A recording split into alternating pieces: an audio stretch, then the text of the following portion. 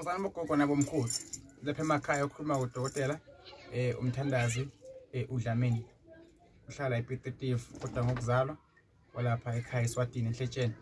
Ngibukele khona ekhaya sengiqoqisana udaba olumnandi nolapha kaManzini eMbabane eSteki enhlangano Mbukwane Sandleni sonke ndonke nje singatholakala eNhletsheni mawudinga usizo zikhona iwasho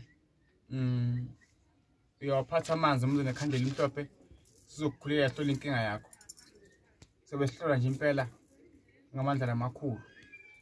Ngibuyile ngisekhaya lapha eNhletsheni mawufike nje ufuna isikole saseNhletsheni ingizasi kwakhona kunemuzi okhona ingizasi kwakhona umuzi loyo lapho kukhona mina khona ufika uthole ngifuna kaDlamini eNhletsheni ingizasi isikole iPrimary ngiyatholakala mbukelo khona ekhaya ngithi ke memana nonke nikwathi ukuthola usito kumprofeti uDlamini Mthandazi.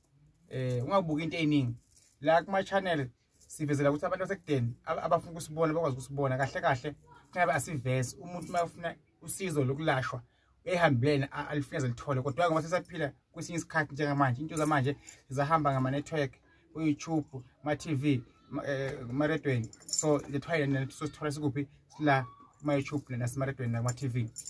Inkosi busemukelo khona ekhaya ngitfolakala lapha eNhletsheni ngibambe khona siyahlola siyakhuleka sithandaza sibheke inkinga zakho ngeke ngifale wonke amalanga ngiyawulisha ilanga eviliza ukuthi ngitfola ngaliphi ilanga futhi ithini inombolo yami nangilapha ekhaya eSwatini but ngitfolakala ngokukhuleka kwami. Inkosi busemukelo khona ekhaya ungaphuthelwa khuleka uthandaze impilo yakho iyawushintsha mbukelo khona ekhaya.